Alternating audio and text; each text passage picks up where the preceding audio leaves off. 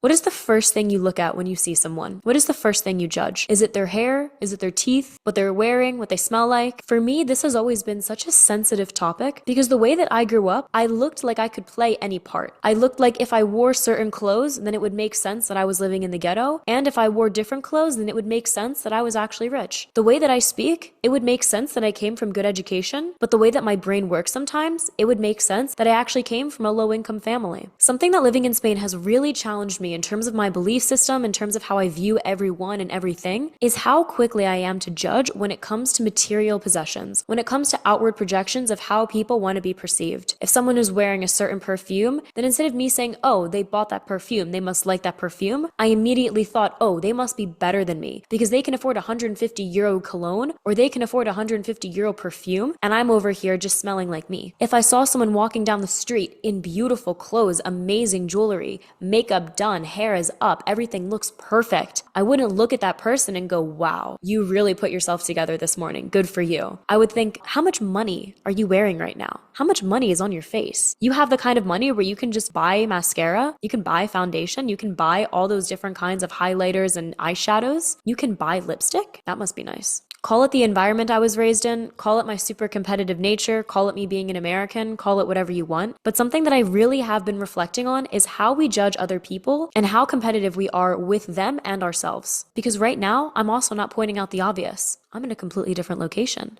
The first thing that I would do if I was watching this video is judge. I say, oh, what is that actually? Where is she? I don't really recognize that. She was in a completely different place before. She actually was in a place that looked like this. And now she's here? Is this her new home now? Is she making more money? Is she doing better? What is she up to? How did she afford to be there? Maybe I'm house sitting for someone's cat. Maybe I'm using my friend's living room while she's sleeping. Maybe I'm actually a secret millionaire and this has always been my house all along. The amount of stories that go through my head when it comes to what someone is wearing, where someone is living, how someone is outwardly projecting have always been absurd. And it's always been such a great source of insecurity for me that I didn't know if honestly I was going through alone or if other people knew exactly what I was talking about. But the reason I bring this up today and the reason that I want to get into it as a conversation and have it with you guys is because a couple weeks ago, my grandfather called me and said, hey, Dan, your Uncle X, I'm not going to say my uncle's real name, y'all are weird, called me and just said that he really liked your video. And I said, my uncle who? I didn't even know I had an Uncle X. And he said, yeah, he actually didn't live too far from you when you were here in the States. And then a couple days later, I happened to get an email from my Uncle X explaining to me exactly what my grandfather told me, that he found me on YouTube, he liked my videos, but then also got into some really interesting topics about a mentality that I had almost forgotten, the American mentality. I had almost forgotten what it was like to feel so competitive, to feel the urge to think, what is that person doing? How's that person making money?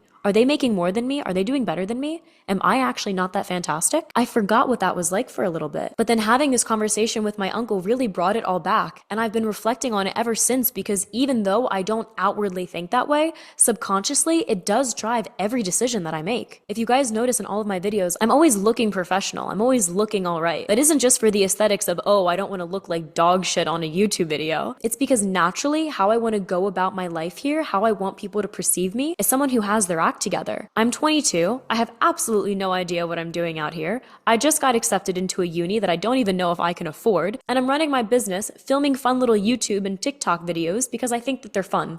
That's my life. And then I find out that I have this uncle who, in the signature of his email, is working as the same profession that I wanted to pursue before I came out here. Because literally, when I was in Pittsburgh, I had the A or B option of either being an accountant for a law firm during the summer or taking a closer position in Madrid, Spain. In the email, my uncle and I were talking about the American mentality versus Spanish mentality. He was saying that it was really interesting how he thought that in Europe, I'm actually encouraged to breathe, how I'm actually a bit more at peace. Because in the US, that's just unheard of. Not because we don't want to have peace, not because we don't think it's important to breathe, but because we have more important things to worry about. We have more important things to do. And honestly, because for many of us, it's been ingrained so heavily into our systems that if you don't turn into someone, if you don't become something, then you kind of just wasted your life. And this was a piece of advice that my mom even gave me. Because 2 days before I moved out to Madrid, the last time that I ever had an in-person conversation with my mother, she just looked at me in the eyes and said, make sure you choose what you love, because otherwise you could be like me, end up at 50 50 and realize that you hate your life. And it's just this constant pressure of choosing something right, of being right, of doing the right thing, of making the right amount of money, of having the right status, of having the right title. What does it look like? How do you get it? How do you know if you've gotten it? And I want to know if all of these thoughts, if all of these ideas are something that you as Spaniards, you as Europeans, you as whoever it is that's watching this can relate to. Because in total in my life, I lived in the Netherlands for about 5-6 months. I loved every second of it. I lived in Eindhoven, I lived in Amsterdam, I lived in Haarlem. And in the Netherlands, of course, you have that competition, you have that drive, but you don't have it to the degree of an American. No one has it to the degree of an American, at least in my opinion. And I really want to know, whether you're in Spain, France, Germany, Netherlands, wherever, do you also have this internal judge who's constantly asking, what is the other person doing? What is the other person up to? How are they able to do X? How are they able to afford Y? Or is this something that is solely an American feature, or something that is just a very specific characteristic for a certain personality type? Because ever since I started talking with my uncle about the subject, it's really had me thinking about the different ways in which this manifests as you go from different countries, different continents. In the US, the most apparent way that it would manifest, at least in my opinion, is by judging someone immediately when you ask what they do. Maybe if they're really dressed down,